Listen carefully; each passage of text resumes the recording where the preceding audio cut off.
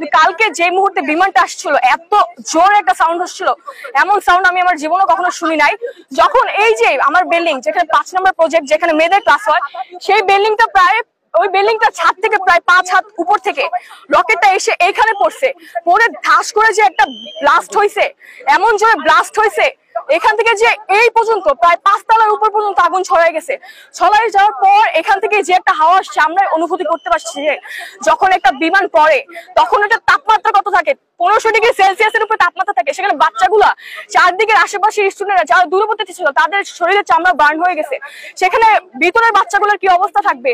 বাহির থেকে যখন আমি দেখতে পারি এই জিনিসটা, আমি নিজে তখন সেই মুহূর্তে ফায়ার সার্ভিস আসে নাই, আমি আমার ফ্রেন্ডকে নিয়ে, আমি তো বিএনসিতে ছিলাম, বিএনসিতে আমি পোশাক পরা ছিল, আমার ভাইভা এক্সাম, আমি এই জন্য নিজের জানের পড়া না করে আমি তাদেরকে সাহায্য করতে আসলাম। 2-3 জন বাচ্চাকে আমি এদিক সরাই দিছিলাম যে তোমরা এদিক চলে আসো।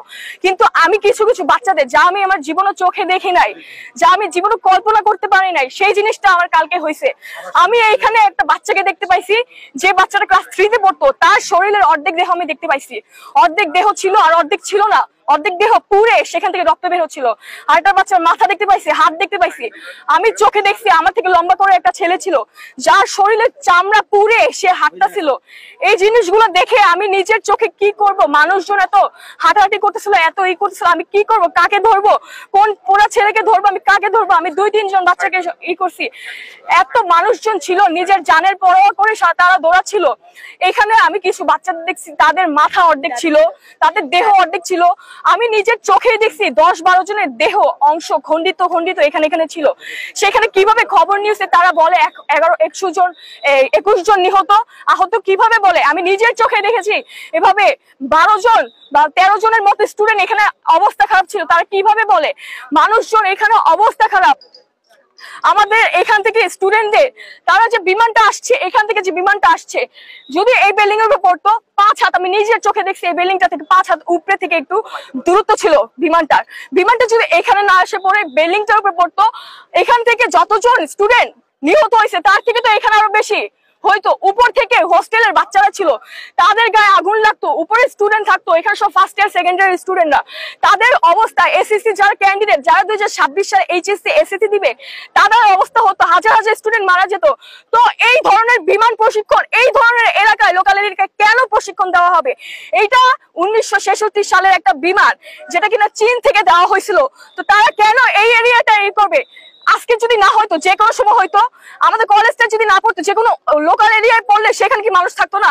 এখানে কি খালি এরিয়া, যে কোনো জায়গায় যে কোনো মানুষজন আছে সবাই আহত হইতো। এখানে ছোট ছোট বাচ্চারা, এই যে এই বিল্ডিংটা এখানে হয়তো ক্লাস 7 পর্যন্ত বাচ্চারা ছিল, নিচতলা যারা ছিল সরাসরি বরাবর যেখানে ছিল সেগুলো ক্লাস 2-3 বাচ্চারা ছিল, তাদেরকে আমি দেখছি তাদের পিছনের রুম দিকে যেখানে তাদের জানলা ছিল তাদের দেখতে পাচ্ছি তাদের শরীর আগুনে পুরো কালো হয়ে গেছে, যেখানে তাদের কোনো অস্তিত্বই ছিল না।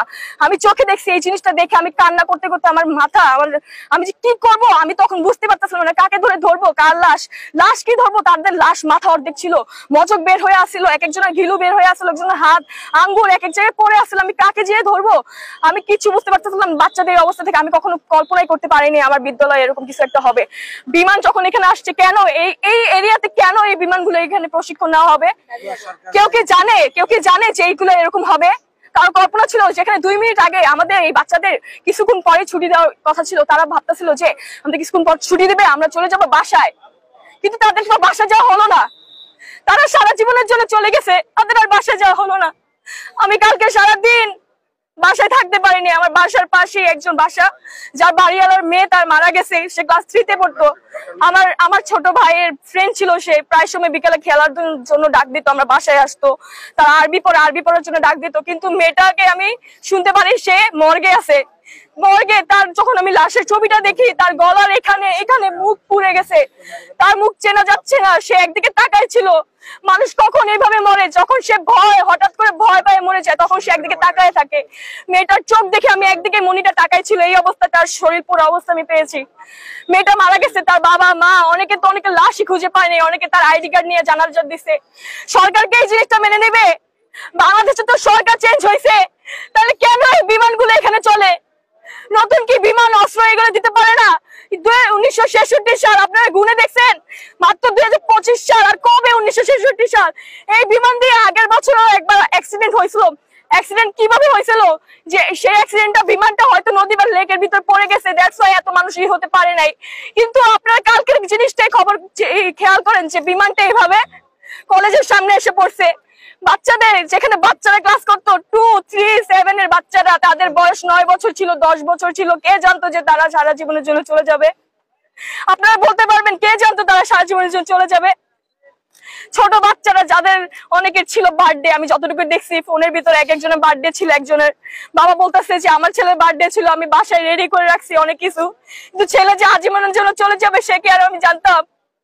তাদের মা কান্না করতে করতে আসছে, ছেলের দেহ পাইতেছে না, মেয়ের দেহ খুঁজে পাচ্ছে না।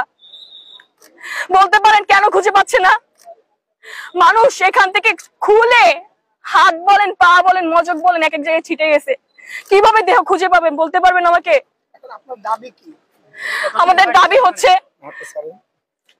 হচ্ছে এই যে বিমান, এটা কেন পুরাতন? বলতে পারেন কেন পুরাতন? এত কিছু পরিবর্তন হচ্ছে, বাংলাদেশ এত আধুনিক হচ্ছে, কেন এই অস্ত্র বিমানটা এরকম?